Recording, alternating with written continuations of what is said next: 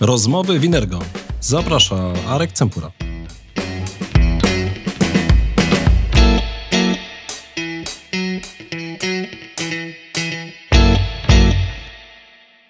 Dzień dobry wieczór się z Państwem, bo nigdy nie wiem, kiedy to oglądacie lub kiedy tego słuchacie. Arek Cempura i Rozmowy Winergo.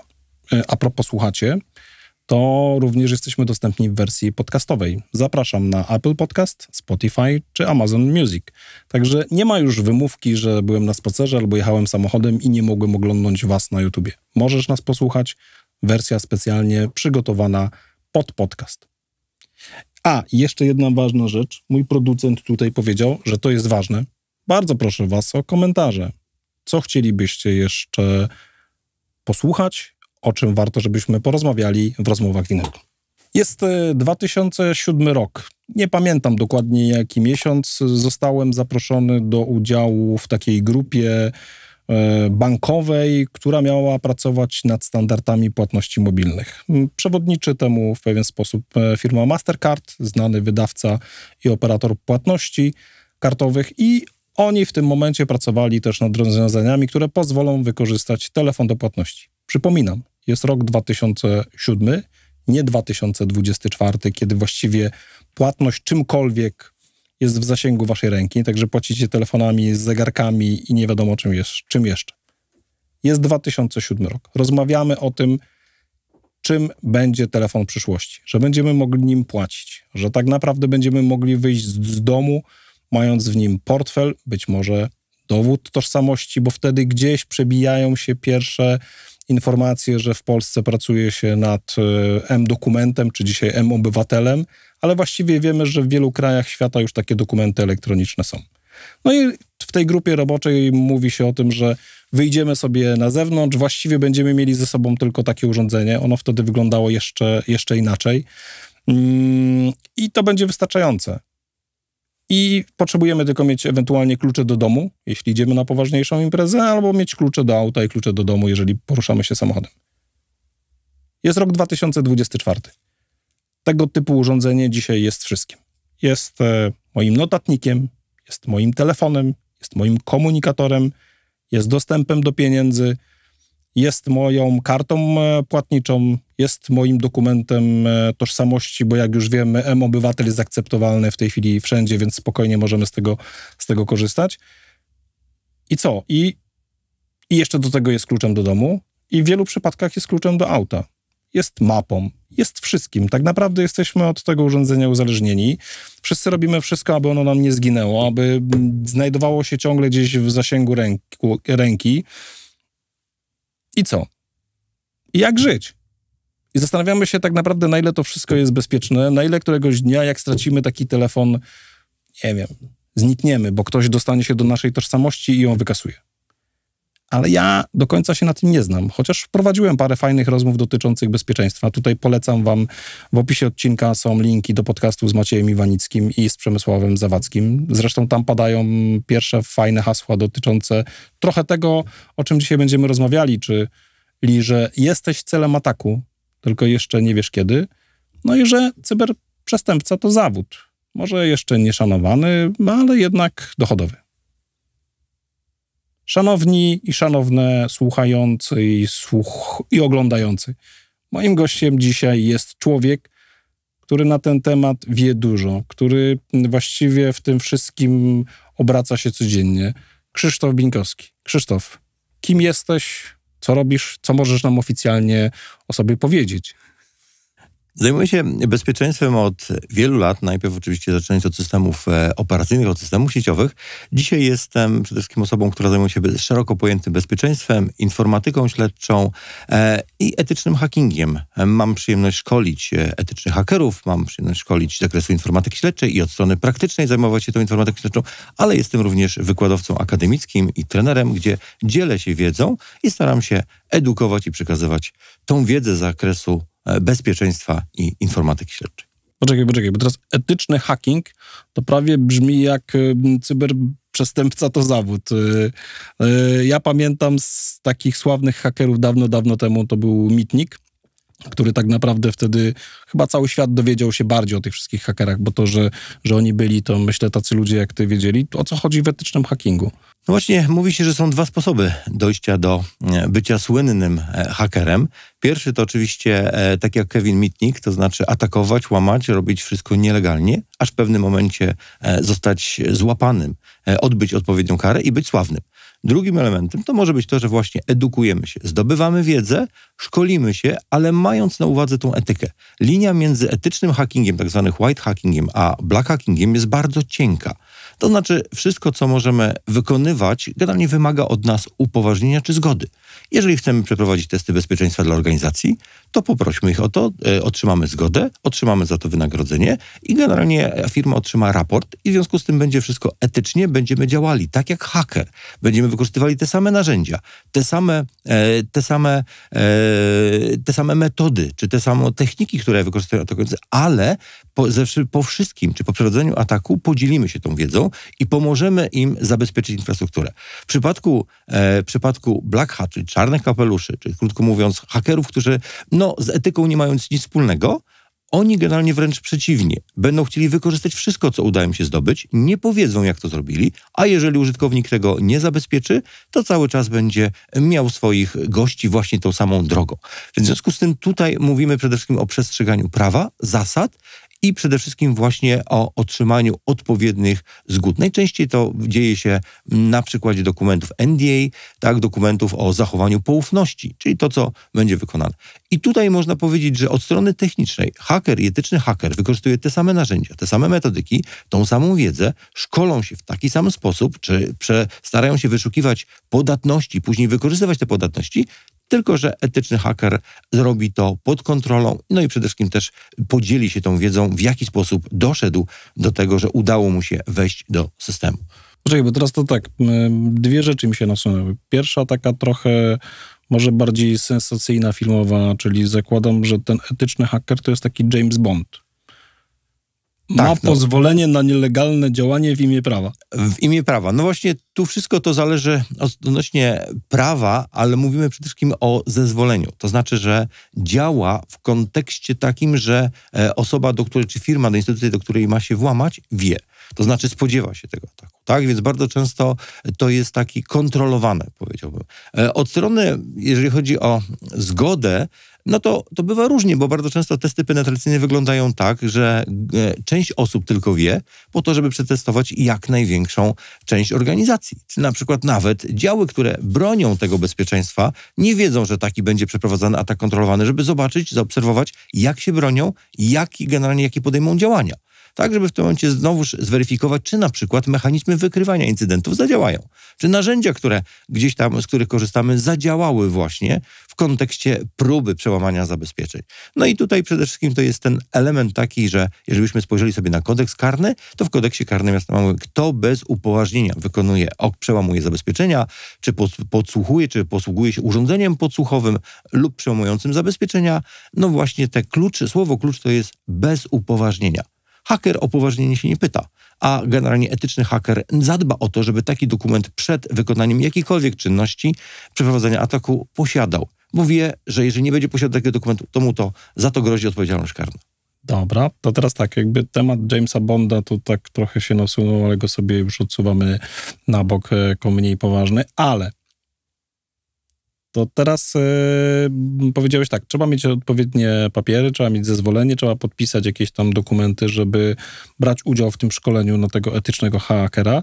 No dobrze, ale jeżeli ja z definicji zakładam, że jesteś najlepszą szkołą, jaka może mi się trafić, tak naprawdę w jak najkrótszym czasie mogę nauczyć się fachu, no to co, no to podpisałem. No przecież jakby fajnie powiedziałeś jakby w temacie tej intencji, którą masz jakby, albo tego otoczenia, w którym to się wszystko dzieje, tak? To jest dosyć istotne, no ale moje intencje są znane mi, ja tu przychodzę i panie Krzysztofie... Dzisiaj jestem biały, jutro jestem czarny. Proszę mnie szkolić, tak? No. Jak najbardziej z perspektywy szkoleń z etycznego hackingu najczęściej właśnie wymagane jest podpisanie takiego dokumentu o tym, że będziemy przestrzegali, czy nie będziemy przede wszystkim wykorzystywali zdobytej wiedzy do nielegalnych działań. To jest istotne. Tutaj tu, pod tym kątem, ja wiem, że wygląda tak, że ktoś może coś podpisać, a później już nie pamiętać, że podpisał, albo po prostu celowo nie powiedzieć. Ale to jest tak jak dzisiaj z przestępcą. Na przykład funkcjonariusze policji czy inni obywatele też są generalnie osobami, które działają, żyją w tym świecie, a na chwilkę jakiś tam element spowoduje, że zejdą na tą złą drogę, tak? I za chwilkę będą przestępcą. I tu jest tak samo. Więc takie odejście na chwilkę od etycznego hackingu, przejście na tą drogę... Czyli to też jest takie wyzwanie jakby u ciebie w szkole trochę też jakby, okej, pewnie macie jakieś sposoby weryfikowania, czy ci ludzie naprawdę mają te dobre intencje, czy to jednak przychodzą tylko się podszkolić, czy raczej wiecie, że wszyscy ludzie, którzy przyszli, mają dobre intencje i chcą być po tej białej stronie mocy? Tego nigdy nie wiemy. Tego nigdy nie można wiedzieć, jaki, że tak powiem, osoba będzie miała intencje później. Na pewno generalnie twórcy, bo tak naprawdę my korzystamy z autoryzowanych szkoleń, gdzie firma, która oferuje gotowe szkolenia z laboratoriami, wszystkim, generalnie wymaga podpisania takiego dokumentu, żeby ta osoba się zadeklarowała, że będzie to wykorzystywała do legalnego celu. Tak to nazwijmy. Więc w związku z tym my nie wiemy nigdy, jak ta wiedza będzie wykorzystana, ale no, ta osoba, ja staram się na szkoleniach również podkreślać właśnie ten aspekt kodeksu karnego, od strony prawnej. To znaczy, można oczywiście, to jest tak jak trochę ze studentami, których mam przyjemność też szkolić i uczyć, czy przede wszystkim też jednej zasady, że my musimy pamiętać, że student jest na pierwszym etapie swojej edukacji, gdzie gdzieś tam wykonanie nielegalnych czynności, na przykład włamanie do sąsiada, przejęcie hasła Wi-Fi do sąsiada, które może się okazać bardzo proste, bo zdobył wiedzę na szkoleniu, zdobył wiedzę czy gdzieś tam nawet wyczytał tą wiedzę, czy bądź obejrzał kilka filmików na YouTubie, więc w związku z tym tylko nie zdaje sobie z tego sprawy, że dzisiaj, jeżeli ten sąsiad złoży zawiadomienie i zostanie generalnie tak naprawdę tutaj prowadzone postępowanie, zostanie złapany, zostanie postawiony mu zarzut, zostanie skazany, no to sam zamyka sobie drogę do pracy, na przykład, gdzie ta wiedza mogła być wykorzystana. Mamy tu wiele przykładów. Organy ścigania, mamy tutaj Wojska Obrony Cyberprzestrzeni, gdzie można, generalnie niektórzy mówią właśnie w ten sposób legalny wykorzystywać tą swoją wiedzę, czyli przede wszystkim z jednej strony bronić, ale z drugiej strony wykorzystać tą wiedzę, którą mają hakerzy, żeby bronić czy kraju, czy bronić generalnie w słusznej sprawie. A tak bym powiedział z tego kontekstu. Znaczy nie fajna rzecz, bo teraz jakby jest możliwość, kiedyś tą wiedzę, właściwie tak jak trochę wspomniałeś, Mytnika, tą wiedzę kiedyś tam oni jakoś samodzielnie zdobywali, kombinowali i tak dalej. Z drugiej strony teraz ta wiedza się ugruntowała, jedna i druga strona ma dostęp do pewnych technologii, testuje, jedna stara się zapobiegać, robić prewencję, a druga kombinować, jak tam jednak można wejść w system, wszyscy się uczą. Trochę jest to jest tak, ale fajnie, że następuje taki proces, że to, co powiedziałeś, no kształci się ludzi, którzy mają odpowiednią dużą wiedzę i są odpowiednimi przeciwnikami do tych ludzi, którzy atakują, tak? Nie do końca, bo generalnie tak, kształci się tak i już odpowiadam przewrotnie. Dlaczego? Dlatego, że po pierwsze, kształcąc z programu etycznego hackingu, to ten program już jest na start nieadekwatny czy generalnie przestarzały. Dlatego, że to są metody, które były stosowane kilka lat temu, czy kilkanaście, czy jeszcze miesiąc temu. A kilka miesięcy w hackingu to jest dużo, bo na przykład zostaną odkryte nowe podatności, zostaną pokazane inne sposoby. Czy z jednej strony oczywiście broniący, czy instytucje, które się bronią, czy działy bezpieczeństwa, które bronią się przed atakami, uczą się też. Czyli one, to wszystko generalnie, którego na przykład na szkoleniu częściowo można się nauczyć, można powiedzieć, że za chwilkę będzie już nieaktualne. W związku z tym to jest, powiedziałbym, solidna podstawa. Zdobywamy solidną podstawę wiedzy, poznając podstawowe ataki dotyczące jak wykonywać te ataki, jak generalnie rozpoznawać i robić rekonesans, rozpoznanie, jak wykorzystać już, odczytać z jakim systemem mam do czynienia, jak rozpoznać z jaką wersją systemu operacyjnego, wersją aplikacji mam do czynienia, żeby dobrać odpowiednie, czy poszukać, czy dla tej aplikacji nie ma już odpowiedniej podatności, a jeszcze użytkownik nie zdołał, czy nie zdążył jej załatać. Czyli tak naprawdę walka hakerów i osób broniących to jest takie koło, które się nigdy nie zakończy. To znaczy, zostaje wykryta podatność, to podatność zanim zostanie załatana, może być wykorzystana przez atakujących. Więc tak naprawdę znowuż, zwróćmy uwagę na przykład w systemach czy Apple'a, czy również innych producentów, takich jak Microsoft, jest takie pojęcie Patch Tuesday. wtorek generalnie. To jest tak naprawdę z jednej strony, niektórzy nie lubią tego wtorku, dlatego że jest dużo aktualizacji i system za chwilkę nam się zainstaluje i w którym razie będą instalowane wymuszane aktualizacje. Ale dla atakujących, dla hakerów, to jest czas, gdzie oni produkują eksploity. Dlaczego? Bo po pierwsze, mają system niezałatany, mają system załatany, więc wiedzą, co w tej podatności producent systemu załatał. I tak samo, jeżeli Apple wypuści generalnie poprawkę, to wiemy w tym momencie, co należało, jak napisać eksploita, żeby ci wszyscy użytkownicy, którzy jeszcze nie załatali swoich telefonów, żeby ich zaatakować i wykorzystać tą podatność. Więc ta wiedza tak naprawdę jest tutaj, to ona ewoluuje. Czyli my ucząc się dzisiaj szkolenia techniczne, szkolenia z hackingu, z informatyki śledczej, to są szkolenia, które uczą solidnych podstaw, a tak naprawdę na tyle szybko się to zmienia, że kilka miesięcy, kilkanaście miesięcy to już jest generalnie bardzo dużo. Więc użytkownicy, czy generalnie uczestnicy szkolenia, studenci muszą zdobywać tą wiedzę w sposób ciągły. Cały czas się doszkalać i generalnie jak widzimy, chociażby po atakach, które się pojawiają coraz to sprytniejsze, że atakujący mają coraz to nowsze pomysły, bo stare przestały działać. Więc trzeba szukać, żeby znowuż czerpać korzyści finansowe w sposób nielegalny. Powiedziałeś ważną rzecz i to też Maciej Iwanicki właśnie w rozmowie powiedział jedną ważną rzecz, że inwestycja w ogóle w cyberbezpieczeństwo nie jest jednorazowa. Po prostu musisz to zrobić, nie ma wyjścia, ale tak naprawdę to, co powiedziałeś, ty musisz codziennie weryfikować te rzeczy, no bo po drugiej stronie przeciwnik nie śpi, tak?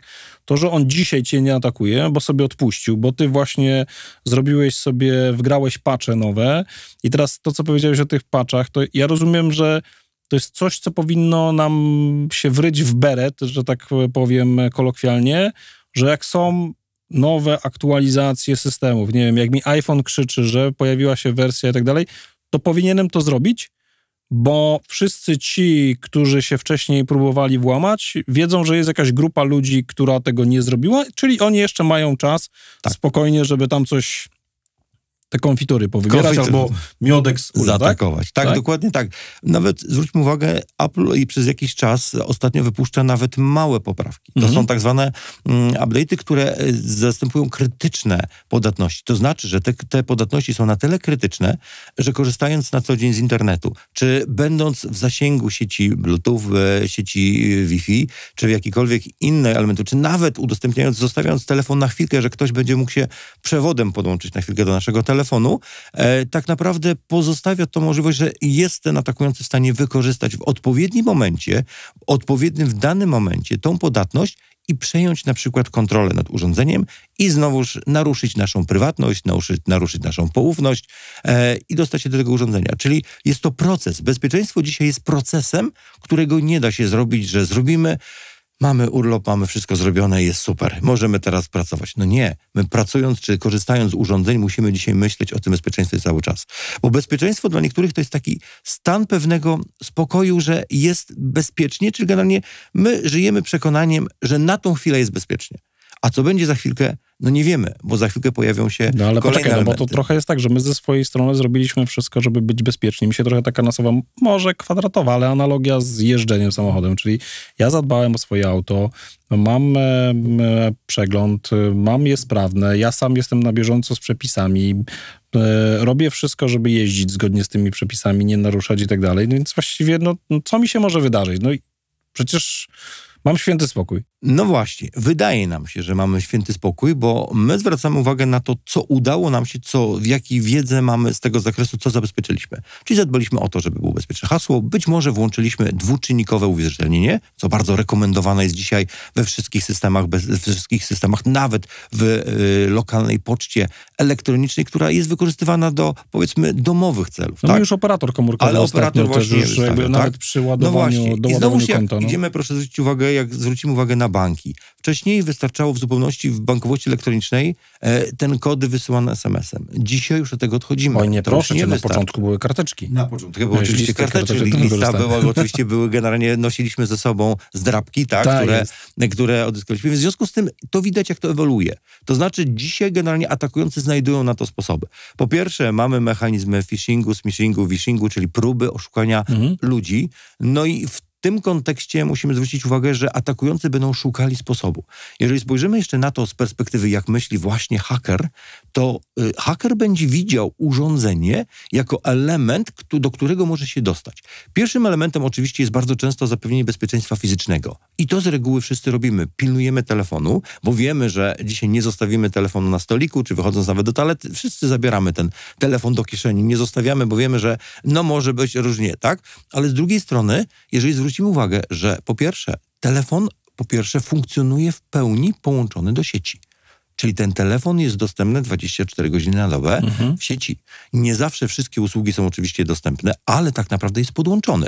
To jest pierwszy element, którym może atakujący działać. Drugim elementem to będą na przykład urządzenia czy protokół Bluetooth, po którym komunikują się nasze urządzenia, czy chociażby słuchawki, mikrofony, czy słuchanie gdzieś tam muzyki w domu i gdzieś tam komunikacja z innymi urządzeniami peryferyjnymi. Ale kolejnym elementem to będzie jeszcze ten element, gdzie jeżeli spojrzymy sobie na urządzenia, to są nasze komunikatory.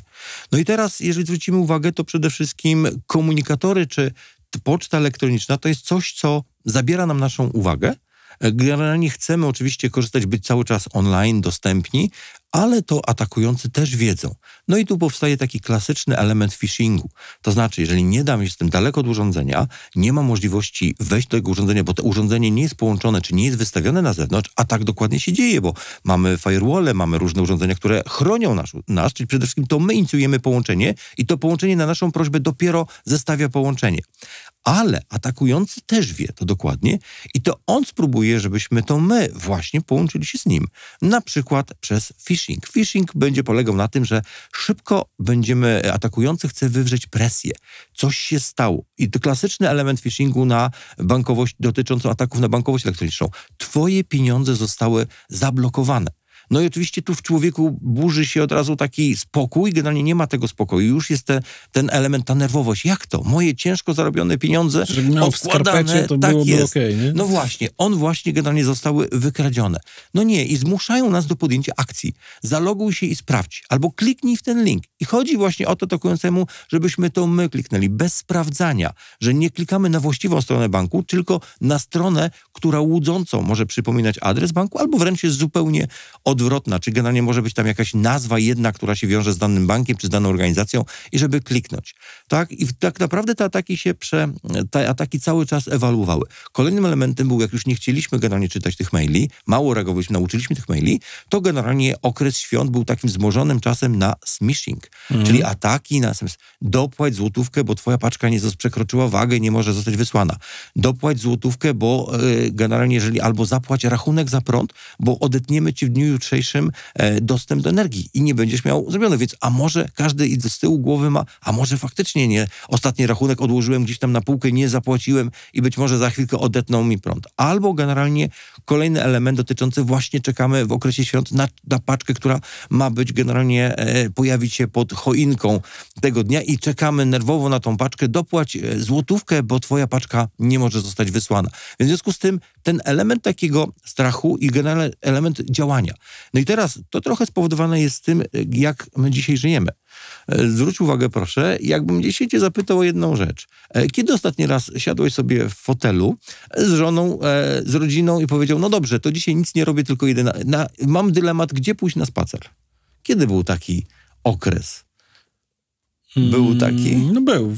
Nam się zdarza, mamy psy, więc jakby one wymuszają wyjście na spacer. Dzieci już są dorosłe, więc one specjalnie nie chcą. No dobrze. Więc bardziej to jest na zasadzie wyjście, idźmy z psami, a wtedy jakby już nie korzystamy z urządzenia, no bo musimy skupić uwagę na nich. Aby na pewno nie korzystasz? Czy odpowiadając, wychodząc na spacer, nie bierzesz telefonu, nie odpowiadasz na ostatniego SMS-a, bo ktoś szpilnie oczekuje na odpowiedź?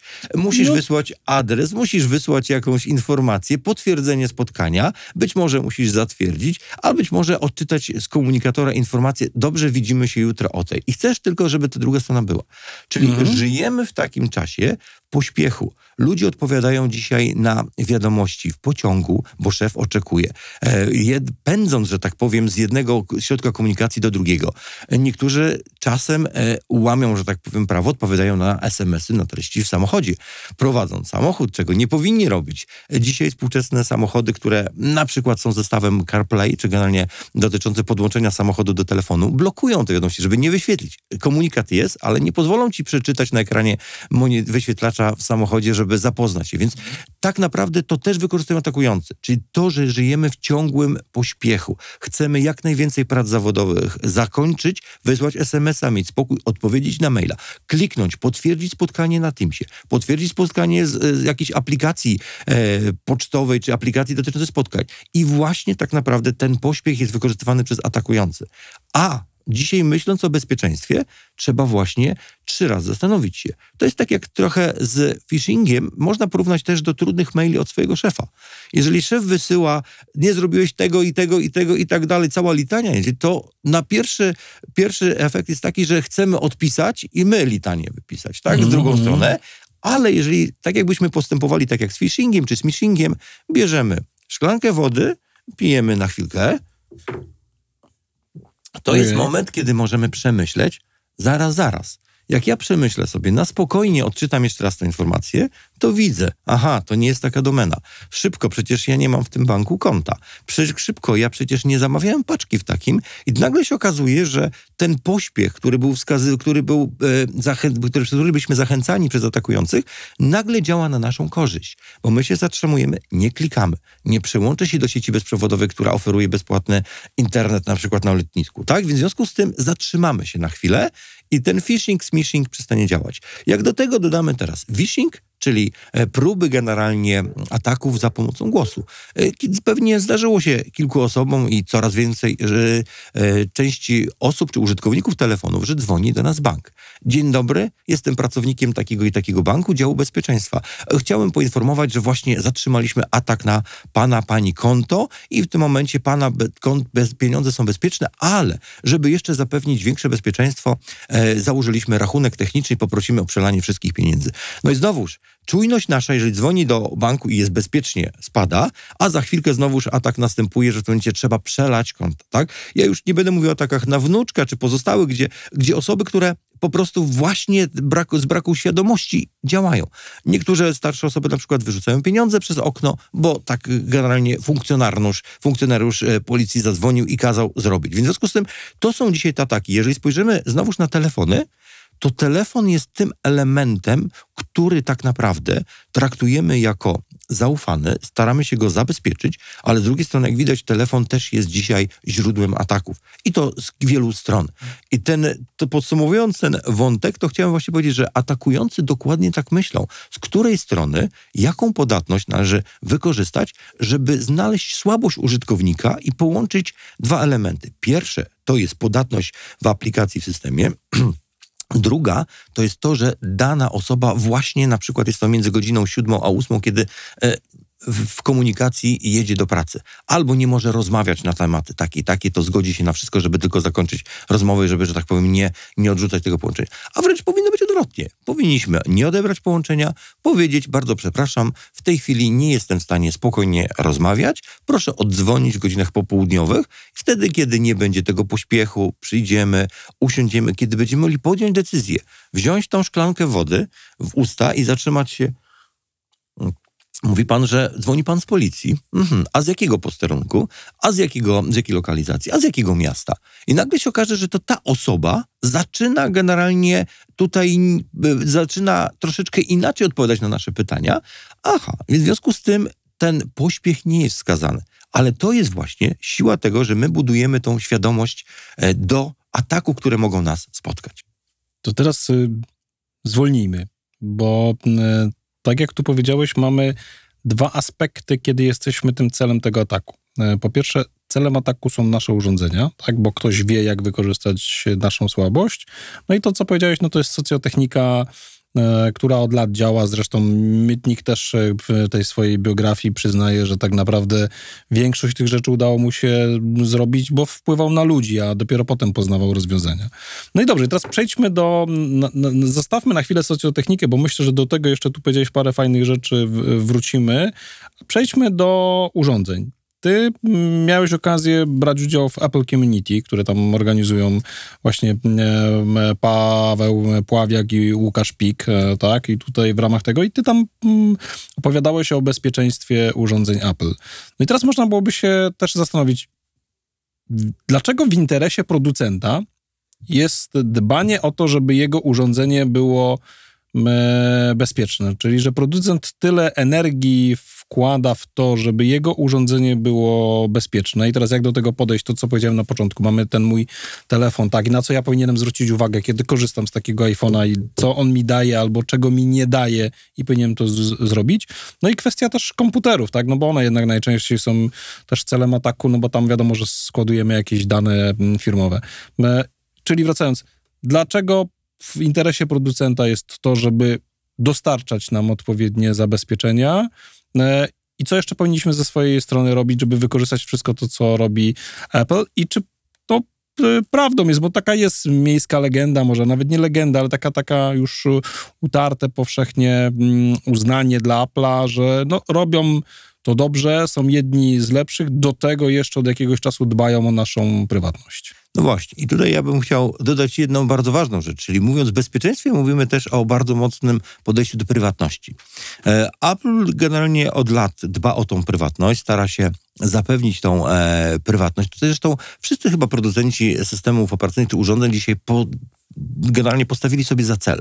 Po pierwsze zapewnić bezpieczeństwo, a po drugie, żeby ci użytkownicy dbali o swoje dane, czy generalnie te dane były faktycznie prywatne, tak jak mówimy o tym, tak? Czyli z jednej strony mówimy tutaj o pewnych aspektach, gdzie producent... Dlaczego generalnie zależy im na tym? Po pierwsze, użytkownik korzystając z tego urządzenia, jak spojrzymy się na telefon komórkowy, który jest dzisiaj naszym urządzeniem, którym generalnie możemy zrobić wszystko. To znaczy od słuchania muzyki, poprzez generalnie właśnie skorzystanie z dokumentu tożsamości. Do tego dokumentu tożsamości za chwilkę wrócę, ale korzystając jeszcze dalej z kart płatniczych, które mamy ze sobą, i ja ze swojej strony też na przykład rekomenduję nie nosić fizycznej karty. Dlaczego? Prosty element. Jeżeli mamy fizyczną kartę, to mamy dane wszystkie, które użytkownik może wykorzystać do wprowadzenia do płatności. Ja wiem, że dzisiaj część osób powie, no dobrze, ale mamy jeszcze Secure 3D, czyli zabezpieczenia w postaci dodatkowego kodu, EPIN-u czy do przepisania, bo wymusiło na to kolejne standardy. Tak? Jeżeli czy generalnie tutaj standardy wymusiły, dobrze, no bo wiemy, że dzisiaj te dane nie wystarczają, żeby zabezpieczyć. Ale z kolei, jeżeli taka karta generalnie, którą fizycznie nam ktoś ukradnie, to jest w stanie szybciej spróbować przynajmniej wykorzystać, czy chociażby nawet płatnością zbliżeniową. Tak? Do 50 zł, kilka takich transakcji bez PIN-u. No ale jeżeli spojrzymy sobie na urządzenia, którym mamy kartę w telefonie, no to po pierwsze, mamy tą kartę zawsze ze sobą, kiedy jej potrzebujemy. Możemy oczywiście też korzystać z bankomatu, też chociażby przykładając tą kartę do bankomatu, które obsługują zbliżeniowe, kontakt zbliżeniowy, tak, czyli generalnie, bo nie da się fizycznie telefonu włożyć do szczeliny z kartą, ale generalnie tak naprawdę z punktu widzenia... Myślę, że są ludzie, którzy próbowali. No, próbowali, na pewno próbowali, czy dostawać się do bankomatu w inny sposób, zaglądać do tych bankomatów, tak, ale chodzi o to, że przede wszystkim tak, jeżeli dodatkowo jeszcze założymy dodatkowe zabezpieczenie, że każdym razem ten PIN czy Face ID, z którego korzystamy, elementem wykorzystamy do potwierdzenia jeszcze raz tej czynności, którą chcemy wykonać, że nie zrobiliśmy tego celowo, albo na przykład atakujący nie wymusił właśnie jakiejś takiej czynności przez nas, tak, czy wykorzystując znowuż socjotechnikę, żebyśmy w jakimś momencie gdzieś tam kliknęli na to, żeby na przykład, nie wiem, na stronie uruchomiło się Apple Pay, czy inna usługa pozwoliła na skorzystanie z budowanej funkcjonalności Apple Pay, to producentom zależy na tym, że po pierwsze, tutaj trzeba zwrócić uwagę na to, żeby ten wszystki dostęp był chroniony, żeby był faktycznie prywatny i tutaj mówimy o tak zwanym trójkącie bezpieczeństwa. Część osób mówi, że bezpieczeństwo to jest pewien stan ich spokoju. To znaczy, że bezpieczeństwo ma wtedy i jest dla niego istotne, kiedy może spokojnie skorzystać z tego urządzenia i czuje się bezpiecznie. Oczywiście, jak spojrzymy z punktu widzenia technicznego, to mamy tak zwany trójkąt bezpieczeństwa, czyli trójkąt bezpieczeństwa, gdzie chcemy zapewnić poufność, czyli stosowanie wszelkiego typu szyfrowania, szyfrowania, klucze szyfrujące mają zadbać o to, żeby tych danych osoba nieupoważniona nie mogła odczytać. Mamy też jeszcze drugim element, to jest zapewnienie integralności. Zależy na tym, żeby informacja, która do nas dotrze, była tą informacją, która pochodzi od nadawcy. Czyli tak, że na przykład nie dostaliśmy maila, że drogi pracowniku, dostałeś premię generalnie takiej wysokości, tylko drogi pracowniku, no przykro mi, w tym miesiącu nie zasłużyłeś na premię, tak? Czyli bo ktoś po drodze zmodyfikował tą wiadomość i generalnie przesłał w postaci zmienionej. Więc to jest ta integralność. My chcemy, żeby ta informacja, którą wysyłamy, czy którą nadawca wysyła, żeby do odbiorcy trafiła w niezmienionej do formie. czasów boomerskich tą integralność rozumiem, że jak napisałem kiedyś list, to jak go napisałem na kartce, to już go trudno podmienić. Oczywiście można tam skreślać i podmieniać. Napisałem, wsadziłem go do koperty, czyli już zamknąłem go, nadaję go tam, na przykład, nie wiem, poleconym, no to mam pewność, że on po prostu niezmieniony, dużą pewność, powiedzmy, nie przeszedł z punktu A do punktu B, tak? Czyli to jest, myślę, że to nie jest za dobry, to nie jest za dobry przykład, bo nad parą... Jak cofniemy się do filmu, do serialu Alternatywy 4, jak zwrócisz uwagę, gospodarz domu, który miał dostęp do skrzynki i nad tym czajnikiem tą gorącą wodą otwierał ten list, to ta integralność właśnie była naruszona. Do niego strony, doszło. On oczywiście nie starał się naruszyć integralność, bo on nie zmieniał tego, ale on naruszał poufność, bo przeczytał, czy zapoznał się z informacją nie dla niego przeznaczoną. To była naruszona poufność. Tak. Ale z drugiej strony mógł na przykład naruszyć integralność, kiedy jak spojrzymy znowuż na tego samego gospodarza z Alternatywy 4, jak przyszła paczka i było coś nieparzystego, puszka ananasów, czy jedna była, to zabierał dla siebie, a te dwie zostawiał w paczce, więc tu była naruszona integralność, czyli nadawca wiedział, co nadał, odbiorca nie wiedział dokładnie, co przyjdzie, chyba że się skontaktował się z tą drugą stroną, bo słuchaj, ale ja ci wysłałem jedną puszkę ananasów i 2 puszki mandarynek, tak? I czy dostałeś to? No nie, tylko przyszły 2 puszki mandarynek. To znaczy, że ktoś po drodze wybrał tą rzecz. I to było naruszenie integralności. Ja tu taką małą przerwę. Dla pokolenia, które nie zna Alternatywy 4, kultowy serial Krzysztofa i mojej młodości, pokazujące absurdy tak naprawdę wtedy istniejącego systemu politycznego, absurdy życia w pewnych społecznościach, możliwość wpływania na ludzi, budowania konfliktów, budowania koalicji.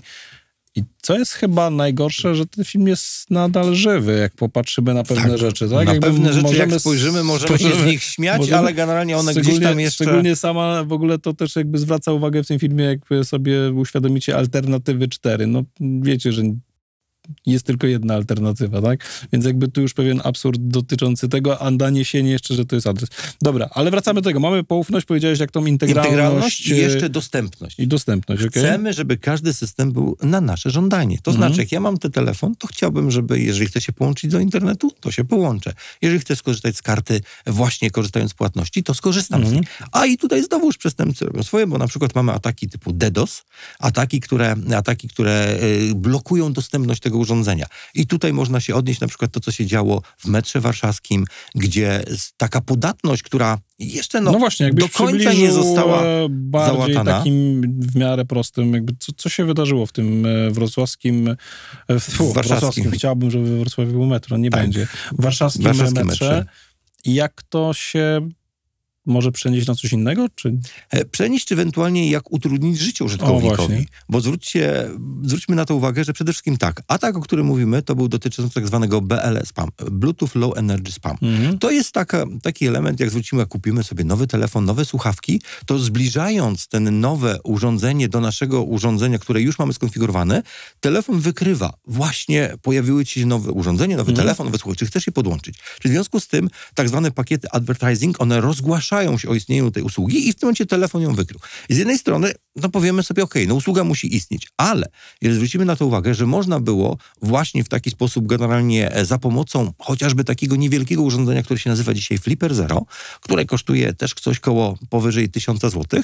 Każdy, kto kupi sobie takie urządzenie, pobiera sobie takiego exploita, uruchamia taki atak właśnie w metrze i o ile by się tylko wyświetlała informacja, to było niebezpiecznie. Ale jeden z tych scenariuszy ataku przewidywał to, że można było wysłać odpowiedni pakiet, który blokował w postaci telefonu i zawieszał. Wiemy, że urządzenia Apple'a generalnie raczej rzadko się zawieszają. Zresztą słyną z tego, że gdyby nie aktualizacje i restarty po aktualizacji, pewnie dość długie czasy tutaj użytkowania by były, ale to powoduje. No i teraz wyobraźmy sobie taką sytuację. Jedziemy w metrze, mamy bilet w telefonie, co generalnie dzisiaj jest bardzo prawdopodobne. No i nasze urządzenie zostało właśnie przez taki atak zaatakowane. Urządzenie wisi, krótko mówiąc, czyli nie działa. No i teraz tak, osoba techniczna pozna kombinację, która przeczytała dokładnie dokumentację użytkownika, będzie wiedziała, jak w takim przypadku generalnie zrestartować urządzenie. W tym metrze ile mogło być takich osób na 1000 pasażerów? No mogło być sporo, więc generalnie, jeżeli zasięg Bluetootha, bo mniej więcej o tym mówimy, o tego elementu, ale mniej więcej takich tak osób, działało. które przeczytały dokumenty. No pewnie niewiele, tak? Więc w związku z tym nie wiedzą, co zrobić. No i dobrze, teraz to urządzenie, teraz mówisz, ono atakuje, czyli jakby zaprasza mnie, żebym podłączył słuchawki. No ale kurczę, Niekoniecznie wyszło. Znaczy, tu mówimy o kolejnym zaprasza, ale ja mówię też, to jest jeden z elementów, bo tych takich ataków, zapraszania do podłączenia słuchawek, do telefonów czy nowego, to jest po prostu przykład z komunikatów, którymi się urządzenia emulowane były. Tak? Czyli to urządzenie, z Flipera Zero można było emulować. AirPodsami podłączy mnie, dokładnie. Tak? I to był jeden z których urządzenie podszywało się pod takie urządzenie, więc przedstawiało się. To było na tyle generalnie jeszcze, no powiedzmy, bardzo mało przeszkadzające. Takie przedszkole hakerskie? Tak, bo najpierw żłobek? Znaczy żłobek, ale powiedziałbym tutaj, że użytkownik pojawi się, może ktoś ma w kieszeni faktycznie nowe urządzenie, może ma za blisko. Ale z drugiej strony, jak my słuchamy... Jest jakaś szansa. Jest jakaś szansa, żeby ktoś coś kliknie, albo jakiś przyłącz się do Apple TV czy innego urządzenia. Może użytkownik raczej świadomie nie podłączyć. Ale gorzej jest, jeżeli właśnie ten pakiet, który zostanie wysłany, powoduje, że urządzenie Apple'a się zawiesi. Czyli w tym momencie restartuje. No i teraz znowuż mamy naruszenie dostępności. Jeżeli chcemy skorzystać z tego urządzenia, nie możemy. Chcemy pokazać kontrolerowi bilet, nie możemy. Chcemy być może kupić bilet, bo na przykład kończy nam się ważność biletu, a jedziemy dalej pociągiem czy generalnie autobusem i chcemy ten bilet dokupić. Nie możemy. Więc w związku z tym bez znajomości, jak zrestartować urządzenie Apple'a, bo akurat ten atak po restarcie przestawał działać i to odwieszało się ten urządzenie, znowuż pokazał właśnie na tą dostępność. No i teraz odeszliśmy trochę od głównego wątku pytania, było zabezpieczenie urządzenia przez producentów. Tak, właśnie dlaczego tutaj to producent. Ale teraz jeszcze jedną rzecz powiedziałeś, no bo to wracamy do tego początku, kiedy ja opowiadam, że to jest właśnie moje urządzenie do wszystkiego. No i teraz to, co powiedziałeś, tak? Blokuje mi możliwość płatności automatycznie. Może nie ja byłem celem, ale znalazłem się w zasięgu. Tak jest. I straciłem pewne możliwości, tak? Czyli tak naprawdę efekt tego, że to nie zadziałało, to muszę płacić karę, no bo przecież konduktor nie musi mieć świadomości, co się tam wydarzyło. Urządzenie nie działa, to nie działa. To jest element dotyczący tej higieny osobistej, właśnie, że nawet powinniśmy, nie wiem, jakoś nie podłączać, weryfikować albo umieć szybko zresetować. No i dobra, i teraz przechodzimy do tego, dlaczego no właśnie Apple'owi zależy na tym, tak, żeby to urządzenie, no przecież właściwie co mógł powiedzieć, no, tu macie telefony, tam macie listę producentów różnego softu i sobie kupujcie i co? No właśnie chodzi o to, żeby jednak to urządzenie nadal było osobistym urządzeniem, które nosimy ze sobą i jest jednym, który nam wystarczy, tak? Więc w związku z tym producent sugeruje i nie tylko wszyscy producenci sugerują zabezpieczyć po pierwsze na początek kodem PIN. No i teraz znowu, jeżeli spojrzymy sobie na kod PIN, to jest kod PIN pierwszym elementem, który zabezpiecza nam dostęp do fizycznego. Tak, my wprowadzając kod PIN odblokowujemy urządzenie. Następnie dla wygody użytkownika, czyli generalnie, bo użytkownik nie jest mu wygodnie dzisiaj cały czas wprowadzać ten PIN. Zresztą politycy już nie będziemy też nawiązywać. Ostatnio też byli nagrani, jak wprowadzali PIN na urządzenie, można było je uczytać. Więc w związku z tym do tego jeszcze, jeżeli wprowadzimy coś, czym jesteśmy, czyli mówimy tutaj o pewnych elementach, o biometryce, czy generalnie przede wszystkim o naszych cechach ludzkich. Czy to będzie wizerunek twarzy, Face ID, czy to będzie Touch ID, czyli generalnie odcisk palca, który został odczytany.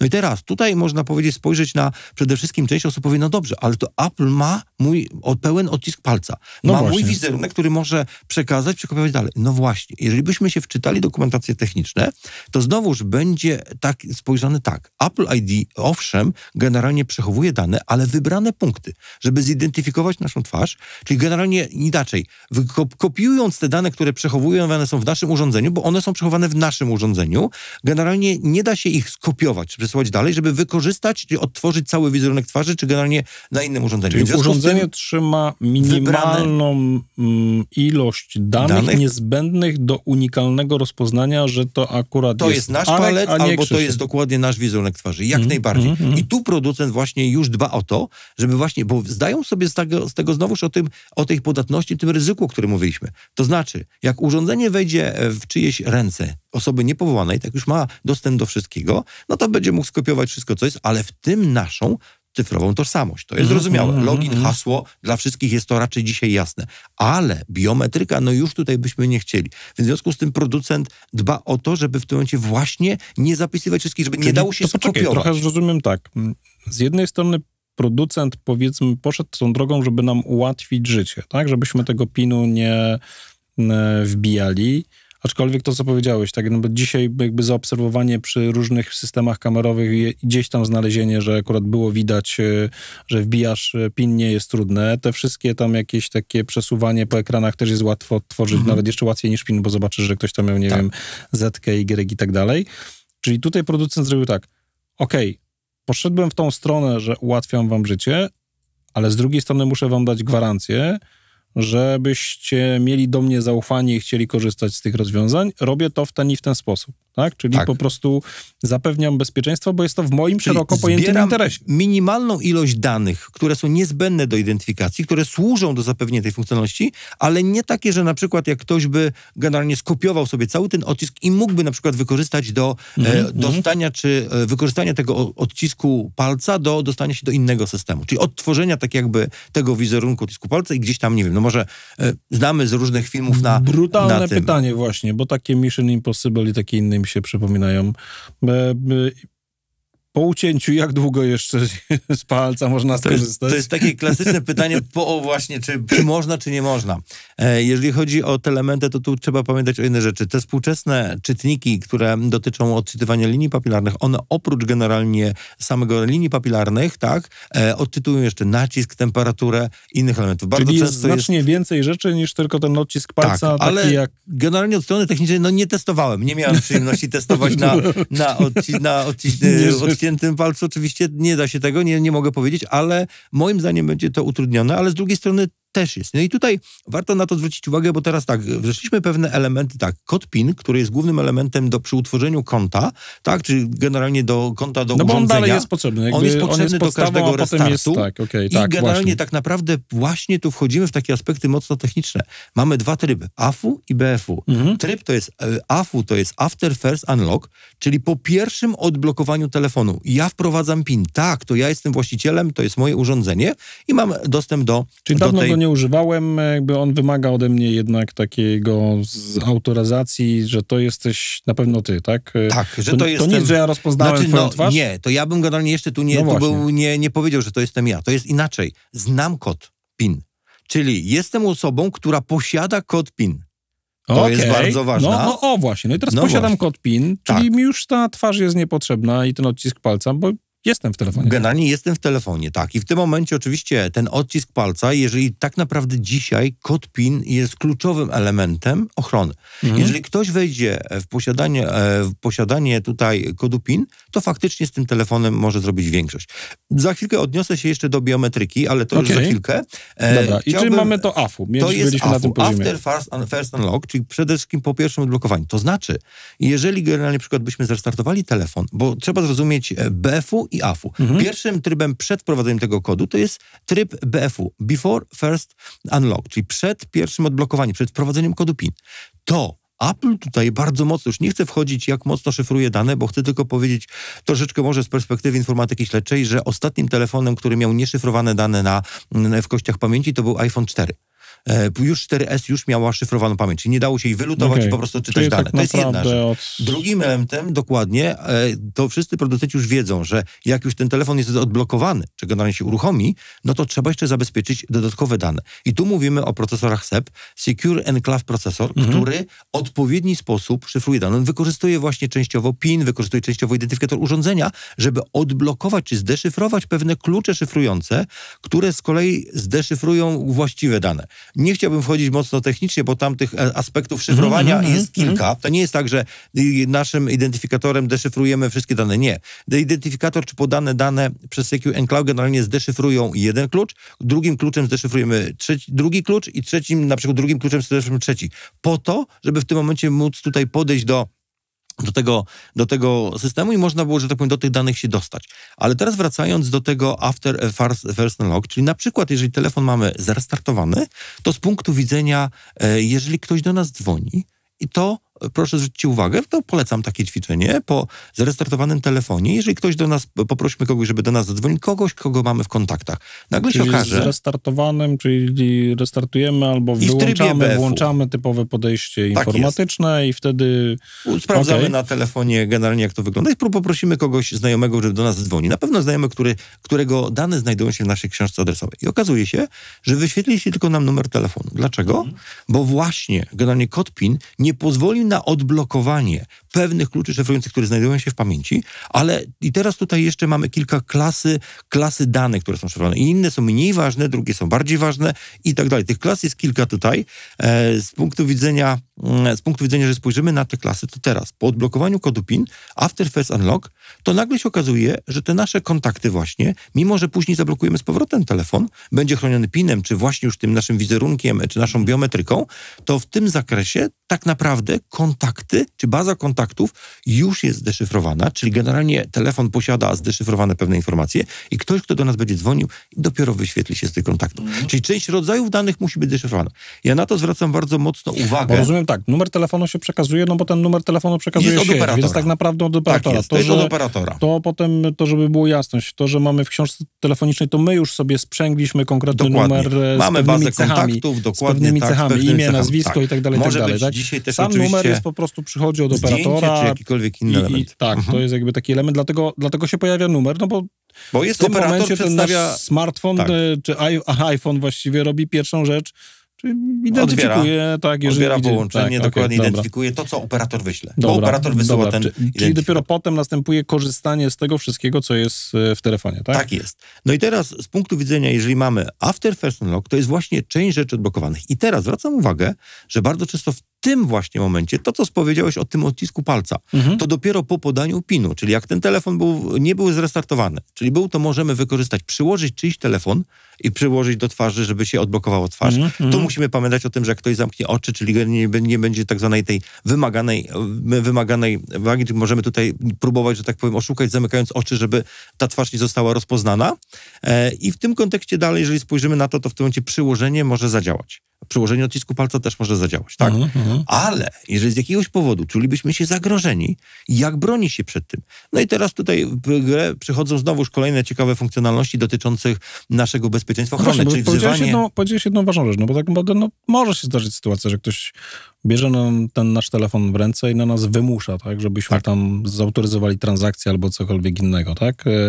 Dostajemy go w ręce, no i teraz tak, powiedziałeś, że możemy coś zrobić, żeby się jednak jeszcze uratować. To znaczy, generalnie, jeżeli te pewne elementy, które tutaj są niedostępne, czyli żeby ta biometryka nie działała, generalnie, żeby nie było tego po pierwszym odblokowaniu, to możemy właśnie skorzystać z funkcji SOS, którą wywołujemy albo 5 razy naciskając boczny klawisz, albo naciskając boczny klawisz plus przycisk z ciszenia, czyli tak zwany volume down. Po naciśnięciu wchodzimy w tryb SOS. Z jednej strony jest to miejsce, gdzie możemy wezwać pomoc, jak nam coś się na przykład stało, to jest kolejny element, ale z drugiej strony właśnie te funkcje biometryczne są wyłączane.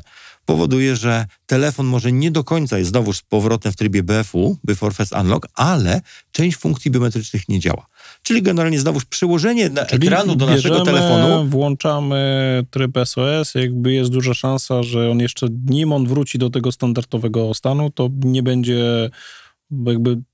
Nie pozwala na korzystać z biometryki. Czyli przyłożenie na siłę generalnie naszego odcisku palca albo generalnie przyłożenie telefonu do twarzy nie pozwoli na odblokowanie tego telefonu. Bez podania kodu PIN. Tak, to się trochę wzięło z innych standardów, że oczywiście od strony amerykańskiej, że nie trzeba, że tak powiem, niekoniecznie musimy podawać nasz kod PIN, jak nie chcemy, tak? Czyli mamy prawo do ochrony tutaj. No i teraz wracając jeszcze do tych wszystkich elementów od strony przestępców, czy ewentualnie zagrożeń, to chciałbym zwrócić uwagę trochę na taki aspekt, może znowuż wyjdę zbyt głęboko, ale chciałbym zwrócić uwagę na cyfrową tożsamość. M-Obywatel, o którym mówiliśmy, to jest nasza cyfrowa tożsamość, którą Powiem szczerze tak, część osób zachęca, żeby skorzystać z biometryki. No bo nawet jak, nie wiem, moja żona, gdzie ktoś z rodziny zna mój PIN, a tak z reguły w rodzinie jest, tak, bo gdzieś tam ten PIN, gdzieś tam znają albo generalnie spoglądają na ten PIN, no to z racji tego, że w tym momencie to część osób myśli sobie, dobrze, to ja chcę jeszcze zachować kolejną prywatność, czyli na przykład aplikację do banku, do tożsamości, tylko będzie na mój odcisk palca albo generalnie wizerunek twarzy. Więc w związku z tym, i tutaj jest znowuż, troszeczkę technicznie nie chcę wychodzić, ale rekomendowałbym zainstalowanie jednych z najnowszych aktualizacji 17.3 i wyżej, jeżeli pojawią się, dlatego że Apple też już myśli o tym, a mianowicie nie da się wykonać takiej funkcji. Tutaj trochę zdradzę tematykę swojej przyszłej prezentacji na jednej z konferencji poświęconej bezpieczeństwu, w której będę mówił o niebezpieczeństwie biometryki. To znaczy, przy starszych wersjach iOS można było dodać drugi odcisk, albo można było dodać drugi wizerunek twarzy. I część aplikacji można było swoją twarzą tworzyć. I teraz ta aplikacja właśnie, jeżeli nie była powiązana silnie z konkretnym wizerunkiem, to można było uruchomić generalnie aplikację, która była zabezpieczona biometryką. No i teraz to od tego już polecam lekturę najnowszej aktualizacji 17.3 z kolei dotyczącym właśnie telefonu Apple, gdzie producent mówi, no dobrze, ale to my w tym momencie wiemy już o tych stanach, więc w związku z tym my będziemy cię prosili, żebyś jednak po wprowadzeniu PIN-u i wykonywaniu innych czynności, które wymagają pewnego dotyczących dostępu i zapewnienia bezpieczeństwa, to jednak poprosimy ciebie, żebyś oprócz PIN-u jeszcze pokazał tę swoją właśnie biometrykę, czy wizerunek twarzy, czy odcisk palca. I to tak naprawdę pokazuje, że jednak mimo, że te elementy były jeszcze jakiś czas temu bezpieczne, dzisiaj już też nie do końca są. Trochę, nawet jeżeli ten PIN, tak, no to w tym momencie ta biometria dodatkowo, bo wtedy system jakby sprawdza, to mi się zgadza, jest ten PIN, który powinieneś znać i jesteś ty, czyli tak, jakby... albo może na przykład atakujący wejść jakimś tam, jeżeli znajdzie jakąś podatność, atakiem siłowym, spróbować tutaj generalnie dostać się do tego systemu i pozna ten PIN, tak? Tak jak na przykład, zaraz powiemy sobie o podatności, którą no niestety starszych, ale Apple nie załatał. Ale to zaraz za chwilkę jeszcze rozwiniemy ten wątek, tylko wspomnę magiczne słowo checkmate. Dobrze, to kończąc wątek, jeszcze tylko dokończę tej biometryki. Chodzi o to, że w kontekście właśnie, jeżeli komuś się uda przełamać zabezpieczenie, będzie miał PIN, to najnowsze aktualizacje nie pozwolą na dostanie się do tych danych krytycznych, bo trzeba będzie jednak potwierdzić i PIN-em, i biometrią. Dobrze, no to teraz mamy tak, czyli tak naprawdę Apple pracuje z roku na rok, z wersji nad wersją po to, żeby to urządzenie było bezpieczne. Jest to w jego interesie, tak? Bo wtedy w tym momencie jest to firma, z której będziemy nadal korzystali. Dzięki temu jakby kupimy nowe modele, będziemy jakby powierzali trochę więcej danych, więc on w pewien sposób staje się strażnikiem naszej tożsamości, naszych danych, naszej prywatności, tak? No bo to też te rzeczy, które się pojawiły jakieś kilka lat temu, ta ochrona prywatności, tak? Czyli możliwość tutaj, że wchodzisz w takich trybach, gdzie maskują twoje IP, to zresztą myślę, że to też porozmawiamy, poruszymy ten temat. No i teraz kwestia taka, że mogą ukryć twojego maila, jakieś takie różne rzeczy, żebyś czuł pewien komfort, że nie zostaniesz śledzony, tak? No to właśnie, to była afera dosyć duża, ci reklamodawcy mieli z tym problem, bo naraz zaczęli tracić z ekranów, radarów wszystkich gości, którzy posiadają iOS-y, macOS-y, iPadOS-y i to znikało. Mamy tożsamość, mamy obywatela, powiedzieliśmy, mamy tego iPhone'a, na którym powinniśmy o niego dbać. Wiemy, że w przypadku jakichś tam problemów to powinniśmy go zrestartować i to dosyć szybko sobie wróci, tak? To, co powiedziałeś, ten przypadek metra warszawskiego.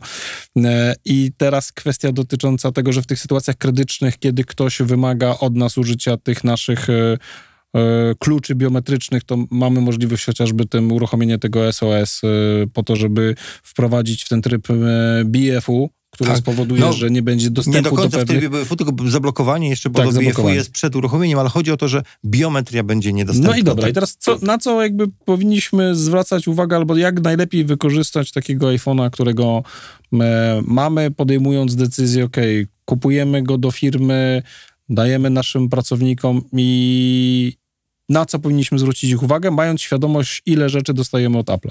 Tu trzeba trochę spojrzeć jeszcze szerzej, bo w kontekście firmy trzeba spojrzeć, nie mówiliśmy o tym i zupełnie oddzielny temat, dość duży temat, MDM-ów, tak? Mobile Device Management. funkcjonalności, która pozwala administratorom właśnie na przede wszystkim jeszcze bardziej dogłębne poblokowanie To niektórych ja sobie funkcjonalności. pozwolę ci przerwać i tutaj będzie mała reklama. W opisie odcinka będzie link do rozmowy z Dawidem Brygierem z NetGuru, gdzie właśnie rozmawiamy o korzyściach z MDM-ów, bo Dawid zarządza dosyć dużą flotą, ponad 500 MacBooków, także on wykorzystuje tego MDM-a po to, żeby właśnie zadbać o to bezpieczeństwo. Fajnie, że o tym mówisz i idziemy dalej. I w tym kontekście tu chciałbym zwrócić uwagę, jeżeli chodzi o użytkownik, to użytkownik musi trochę spojrzeć na swoje bezpieczeństwo w trochę inny sposób. On musi się dzisiaj przygotować na ten rzecz. Może to zabrzmi strasznie, ale musi się przygotować, że może utracić ten telefon. I teraz, jeżeli spojrzymy na to, jak każdy niech zada sobie z nas pytanie takie, co Utracić będzie mówisz fizycznie, czyli po prostu ktoś mi go zabrał... Ktoś mi go ukradnie, albo utracę go chwilowy dostęp. Tak jak właśnie chociażby ten atak w metrze na ten zawieszenie urządzenia. Co wtedy zrobić? Czyli my dzisiaj musimy... bo w ten sposób możemy na to spojrzeć, to też była utrata telefonu, tak? Utrata na dany moment, tak. Czyli generalnie ten było element dotyczący jakby tej dostępności. Dostępności. Tak? Telefon był niedostępny. Niby go mam, ale właściwie... Ale go nie mam. Czyli tak niektórzy mówią to złośliwie cegłę. Mam cegłę, którą mogę postawić, a nie mogę nic z tym zrobić. Czyli stąd się wzięło kup pan cegłę. To cała ta historia, tak ktoś miał telefon... Tu bardziej chodziło od strony takiej technicznej, generalnie tak zwany bricking, czyli generalnie uceglenie telefonu polegało na wgraniu na przykład oprogramowania, czyli nieskutecznym wgraniu firmware'u, czy wymiany jakiegoś tam własnego oprogramowania i telefon odmówił dalszego działania. Tak? Czy użytkownik sobie na tym elemencie działał, czyli uceglił telefon, że nie może go ani zrestartować, ani uruchomić, ani nic, musi go oddać do serwisu. Dobra, czyli powiedziałeś ważną rzecz, żebyśmy jednak mieli świadomość, że możemy go utracić i w ten sposób będziemy dbali o niego? Trochę tak jak wiemy, że możemy się przeziębić źle się ubierając, to ubierzemy się dobrze? Tak, jak możemy się przeziębić, to bierzemy generalnie to, dbamy o siebie w kontekście jakichś suplementów, czy wręcz jakichś witamin, tak? A tutaj trzeba pomyśleć trochę na tam. Po pierwsze, mam telefon, na którym mam swoje dane. Jeżeli dzisiaj urządzenie dla niektórych osób nie jest, powiedzmy, mimo że te urządzenia są kosztowne, tak, nie kosztują mało, generalnie te najnowsze modele oczywiście kosztują, ale mają dość dużo inne funkcjonalności i zapewniają faktycznie coraz to większe funkcjonalności, to my musimy pomyśleć tak, po pierwsze urządzenie i dane. Dla nas, co jest istotniejsze, czy urządzenie, które mogę sobie pójść do sklepu, czy generalnie jeżeli zgubię, kupić starszy, nowszy model, nie wiem, co będę chciał, tak, nawet wziąć na raty, czy z drugiej strony te dane, których jeżeli nie zadbałem wcześniej, to nie będę miał do nich dostępu. I może się okazać, że właśnie te zdjęcia, które były, nie wiem, ostatnim spotkaniem z jakąś osobą, której już nie ma, to mogą być te dane, które gdzieś tam, dokumenty, na których nam bardzo zależy, nie mieliśmy nigdzie kopii, generalnie w tym momencie też ich nie mamy. Zapisane hasła do jakichś systemów. I z drugiej strony element na tyle, czy generalnie te dane, które nam pozwalają właśnie funkcjonować.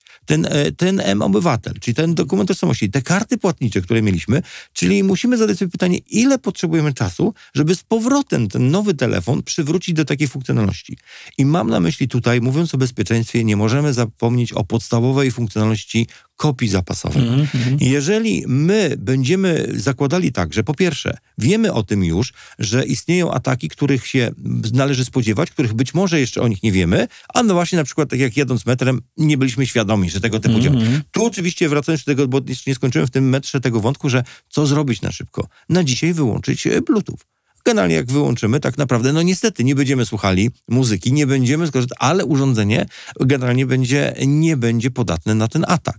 Tak, więc w związku z tym trzeba właśnie spojrzeć na te elementy, czyli myśląc jak haker, z której strony możemy się dostać, trzeba spodziewać się tego ataku. Czyli pierwsze, jeżeli spojrzymy na kopię zapasową, to po pierwsze musimy właśnie mieć tę świadomość, że trzeba mieć kopię zapasową i tu pojawia się element iCloud, chmury.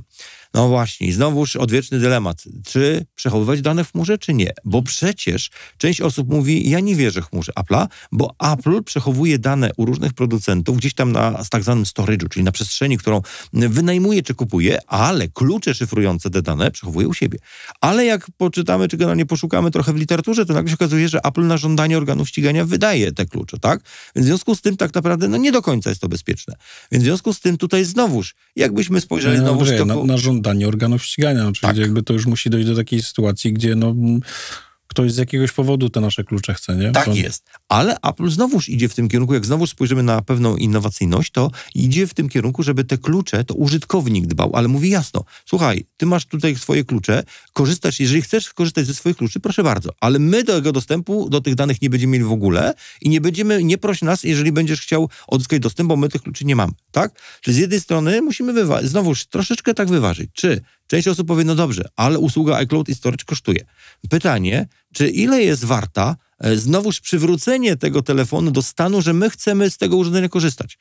Jak powiedziałeś na samym początku... Ile mogę stracić, nie płacąc za tą usługę? Czyli generalnie na ile czasu mogę generalnie pozwolić sobie, nie korzystając z tego urządzenia, tak? No bo jeżeli spojrzymy tak, będzie backup danych w chmurze, czyli kupujemy urządzenie albo dostajemy drugi, albo być może na przykład mamy poprzedni telefon, którego po prostu odtwarzamy i następnie w tym momencie odtwarzamy dane w chmurze, odtwarzamy kluczowe dane, korzystamy z telefonu. Na pewno część aplikacji trzeba będzie przeinstalować, tak jak aplikacje bankowe czy mObywatel, który jest powiązany z konkretnym identyfikatorem urządzenia, ale to już jest generalnie tylko część tych aplikacji, która będzie wymagała przeinstalowania.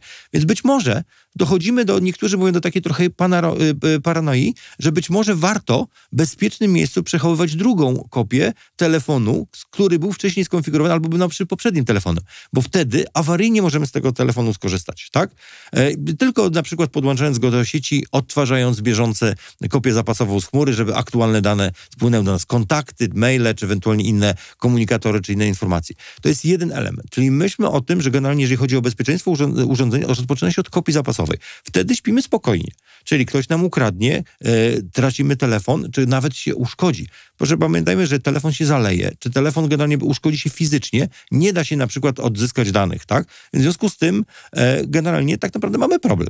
Jeżeli nie pomyśleliśmy wcześniej, to jest jedna rzecz. Z drugiej strony być może, co jest bardziej przy komputerach znane dzisiaj, że zostaniemy zaatakowani przez ataki typu ransomware, które są coraz bardziej popularne na komputerach, czy nie wiem, ostatnio szpitale i służba zdrowia cierpi dość mocno, bo akurat sobie atakujący wybrali taki cel, więc w związku z tym tak naprawdę co będzie, jak w telefonie, no dzisiaj jest mało jeszcze przypadków, że ransomware pojawi się w telefonie, ale ja uważam, że to wszystko przed nami jeszcze niestety. W związku z tym, co będzie, jak ten telefon się uszkodzi? Albo będzie po prostu fizycznie uszkodzona kość pamięci. To jest jedna rzecz. Drugim elementem, jeżeli mamy konta, mamy do tego właśnie piny, mamy pewne elementy, które wiemy, jak ten pin wygląda, mamy generalnie do tego jeszcze dwuczynnikowe zabezpieczenie, czyli na przykład, jeżeli ktoś będzie chciał skorzystać z naszej konta w chmurze, czyli musimy wykorzystywać, czy ustawić ten drugi czynnik, to będzie wymagało albo podania kodu, albo jakiegoś urządzenia, być może tokenu, być może drugiego właśnie telefonu, czy innego urządzenia w postaci komputera, zegarka, czy innego, które pozwoli na dostęp do tych danych.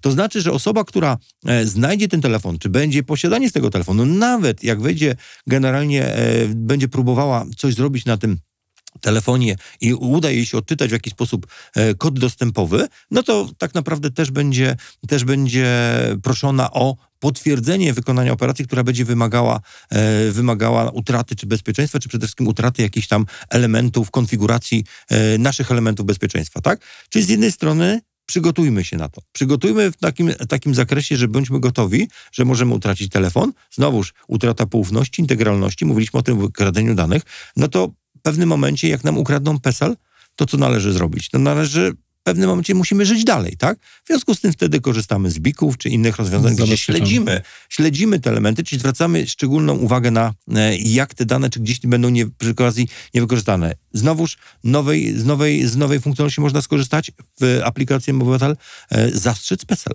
Czyli w tym momencie jeszcze dzisiaj nie wszystkie instytucje wymagają prawem, czy nie jest to wymagane prawem, żeby zaglądały tam, ale myślę, że dla ich spokoju i generalnie te instytucje szybko będą gotowe, żeby zaglądać do tego, czy ten PESEL nie jest zastrzeżony i nie można na przykład szybko wystawić chwilówki, czy innego kredytu, czy innej pożyczki. No i teraz wracając do tej podatności do telefonów starszych. Mówiąc o producencie i o telefonach, mówiłem o podatności, która nazywa się Checkmate i Checkra. Jeden dotyczyła samego exploita. To jest podatność, której to, jak wspomniałeś na grupie Apple Community, o której opowiadałem, to jest podatność, która niestety nie zostanie załatana w mojej ocenie, bo oczywiście nie jestem tutaj, nie mam takiego dostępu do producenta, ale w mojej ocenie nie zostanie, bo ta podatność dotyczy telefonów od iPhone'a 5 do iPhone'a X. czyli telefonów już starszej generacji. To jest podatność, która w roku 2020 roku została ujawniona przez jednego z badaczy. Ten badacz odkrył, że podczas wprowadzenia telefonu w tryb DFU, Device Firmware Update, czyli wprowadzenie, kiedy możemy aktualizować telefon, to jest specjalny taki tryb serwisowy, w którym możemy komunikować się z urządzeniem przez port USB, czyli przez komunikację po kablu USB. Przy porcie szeregowym istnieje pewna podatność, która pozwala przede wszystkim właśnie na modyfikację podczas tej komunikacji i wysłanie iLoadera generalnie, który nie jest podpisany cyfrowo i uruchomienie bootloadera niepodpisanego cyfrowo. Poczekaj, ale teraz jakby powiedziałeś tu dosyć istotną rzecz przy tej podatności. To, żeby coś można było zrobić, musi nastąpić fizyczne połączenie. Fizyczne połączenie. Muszę mieć fizyczny po pierwsze dostęp czyli do tak tego naprawdę urządzenia. jedyną rzeczą, która powoduje, która może powodować ból w głowie u tych ludzi, te telefony są już wiekowe, tak, ale warto zastanowić się, do jakiego serwisu je oddajemy. Czy serwisu, czy w ogóle warto kontrolować właśnie, tak jak powiedzieliśmy, dostęp fizyczny? Kto ma do niego dostęp? Kto się do niego może podłączyć? Tak. Czyli niestety, jeżeli oddamy go do jakiegoś serwisu, a tam goście mają takie, a nie inne plany, to stwierdzą, że to mamy możliwość. Czyli tak naprawdę ta podatność istnieje, być może nie da się jej usunąć, tego nie wiemy, natomiast ważny aspekt, na który należałoby zwrócić uwagę użytkownikom tych telefonów, bo myślę, że jest grupa użytkowników, one często pewnie od dzieci wylądowały u rodziców albo u dziadków, albo dajemy je tam dzieciom, ale musi nastąpić fizyczne połączenie, czyli jakby mieć świadomość, musi mieć fizyczny dostęp do urządzenia. Gdzie i kto podłącza się do tego naszego telefonu. No i oczywiście w specjalnym trybie, bo to nie jest tak, że ten tryb każdy sobie wprowadzi. Ale generalnie jest fizyczny dostęp, to jest dokładnie. Ważna rzecz. Dobrze, i to jest jakby taki element czyli dosyć istotny. Atakujący, jak będzie chciał, czyli pozyska ktoś w sposób, powiedzmy, nieuprawniony nasz telefon, czyli generalnie ukradnie i niebezpieczeństwo jest w dwóch zakresach. Pierwsze, to niestety mogą nastąpić ataki siłowe, czyli tak zwane brute force, czyli można metodą siłową podstawiać wszystkie kombinacje kodów. No i tu znowuż idziemy aspekt bezpieczeństwa. Czy dzisiaj kod PIN 6-cyfrowy wystarcza? No właśnie, teraz zwróćmy uwagę. 4-cyfrowy kod PIN, którego już w większości nie stosujemy, to jest tylko 10 000 kombinacji. Kod 6-cyfrowy PIN to jest 1 000 000 kombinacji. Dla narzędzi, powiedziałbym, takich, które wykorzystywane są, to są około 3 do 4 miesięcy ataku. Ten kod, czyli że tak powiem, wykorzystanie wszystkich możliwości, no to w takim układzie kolejną sugestię, którą chciałbym zasugerować tutaj, to znaczy, że na tych naszych telefonach trzeba po pierwsze włączyć generalnie funkcjonalność hasła dłuższego niż 6, czyli hasło kod PIN niestandardowe. A do tego, jak dodamy jeszcze generalnie cyfry i do cyfr dodamy jeszcze znaki generalnie literowe, no to znowu tak naprawdę mamy element. Dochodzi do takiej sytuacji, że stare żarty, ale może i nie żarty, że ludzie mieli pretensje, że bank pomalował ścianę przy bankomacie, bo tam sobie ludzie zapisywali ten 4-cyfrowy PIN, którego nie chcieli pamiętać. I niestety takie rzeczy się zdarzały. To teraz jakby ty zachęcasz, żeby tutaj wprowadzić jakiś kolejny i co? Ja mam go jeszcze ja mam go sobie zapisać na tyle telefonu. Właśnie, ja wiem, to jest właśnie problem dzisiaj z zarządzania go przechowywać, albo ewentualnie co jeszcze? W głowie. Okay. Niestety tylko w głowie, bo to jest ten kod PIN, jak będzie gdzieś zapisany, i znowuż najlepiej, żeby to nie był kod PIN, który jest związany na przykład z naszą datą urodzin, albo datą urodzin dziecka, bo to też jest w pierwszej kolejności próbowane, że tak powiem, tutaj wykorzystać.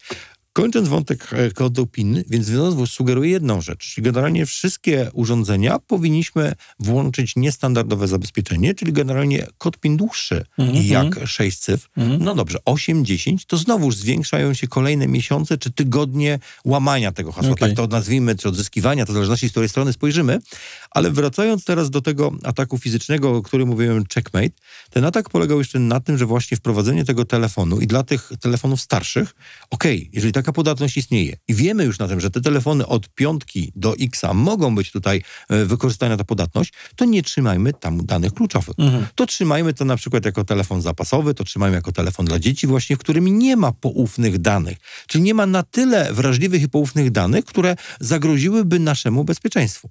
Więc w związku z tym i znowuż tutaj producent powie, no dobrze, to w tym momencie my dzisiaj od X jest 11, 12, 13, 14, 15, tak, za chwilkę 16, będzie idziemy dalej, no to już kilka tych edycji tutaj telefonu było, więc w związku z tym faktycznie o te telefony już nie będziemy dbali, bo generalnie mimo, że część z nich otrzymuje jeszcze aktualizację bezpieczeństwa, to oczywiście trzeba sprawdzić w odpowiednich tabelkach, które otrzymują, bo to też jest siłą tego narzędzia. Jak porównamy sobie z innymi producentami, ja nie chciałbym polemizować, bo pewnie czy później spodziewam się takiego pytania, co z Androidami. Nie chciałbym w to wchodzić, tylko chciałbym zwrócić uwagę na jeden aspekt. Android, każdy z producentów i dostawców, czy to będą producenci, dostawcy flagowi takich naprawdę dobrych telefonów, każdy z nich dba o tą dystrybucję Androida na swój sposób i mogę powiedzieć, że część Androidów dobrze zabezpieczona będzie miała naprawdę silne zabezpieczenie. Nie ma, chciałbym balić też taki mit, że albo jeden, albo drugi jest jeden bezpieczniejszy drugi. Nie, to wszystko zależy od tego, co zrobimy z tym urządzeniem i jakiemu producentowi generalnie na przykład telefonu powierzymy, że tak powiem, nasz zakup. A z kolei Apple ma jedną rzecz. On ma swoje telefony wszystkie, które do swoich dostarcza jeden system, który dba jeszcze o tę aktualizację wcześniej, tak? I to jest na tyle ciekawe, że znamy ten sam system, on ma te same funkcje bezpieczeństwa, nawet dostarczy. Chyba, że w pewnym momencie producent powie, no dobrze, ale tego telefonu już nie wspieramy. Odcięcie od tej kompatybilności wstecznej, no któregoś dnia koszty przewyższą korzyści. Wracając do tego samego wątku podatności, to musimy właśnie żyć z tym, że te podatności będą. Opowiedziałem o tych podatnościach, na które opowiadałem na grupie, to właśnie po to, żeby zbudować tą świadomość. To znaczy, że dla tych modeli telefonów jest. I dlatego powiedziałem, nie znam tutaj generalnie podejścia producenta, ale mogę tylko domyślać się, że nie opłaca się generalnie ściągnąć kilkanaście czy kilkadziesiąt milionów starych telefonów po to tylko, żeby zaaktualizować firmware, które trzeba, bo tak naprawdę ta podatność jest na poziomie firmware'u. I teraz tutaj znowuż takich hakerskich sztuczek, jakbyśmy powiedzieli, to powiem, że ten Checkmate wirtualnie robił roota, czyli jailbreakował telefon, żeby był pełen dostęp. No to jak był pełen dostęp do telefonu, do file systemu zdeszyfrowanego, to jak się domyślamy. Ale z kolei znowuż, jeżeli ktoś nie zna kodu PIN, to znowuż jak podzielimy dane, to dane w urządzeniach Apple są takie podzielone na dane widoczne, nieszyfrowane i dane szyfrowane. Do najbardziej chronionych danych należą tak zwane dane user data, czyli dane użytkownika. I może się okazać, że ktoś, wykorzystując tą podatność, zgra zawartość telefonu, czy odczyta pełną zawartość telefonu, ale bez podania właściwego kodu PIN nie jest w stanie zdeszyfrować tej zawartości, gdzie są nasze dane, SMS-y, wiadomości czy inne rzeczy. I może się okazać, że mimo to, że ja mówię o tej podatności, to jeszcze trzeba pamiętać o jednej rzeczy. Jedna rzecz podatność, że dostaje się do file systemu, czyli systemu plików, ale na tyle dane są jeszcze szyfrowane na poziomie systemu plików, gdzie zgranie ich nie oznacza, że mamy do nich dostęp. To tylko oznacza, że widzimy te dane, które tutaj są, ale dopiero znajomość kodu PIN, czyli przeprowadzenie próby ataku siłowego, czy odczytanie tego kodu PIN i znowuż. Chciałem, żeby nasi słuchacze się zastanowili, czy stosować 4, 6 czy 8-cyfrowy PIN, który będzie dłużej łamany, tak? I tutaj mamy te elementy podstawowe bezpieczeństwa. Na co należy zwrócić uwagę, zabezpieczając telefon? Znowuż wracamy do głównego wątku. To jest moje centrum dowodzenia, centrum sterowania, mój telefon. Więc z jednej strony bezpieczeństwo zależy od nas. Mówiliśmy o backupie, mówiliśmy o PIN-ie.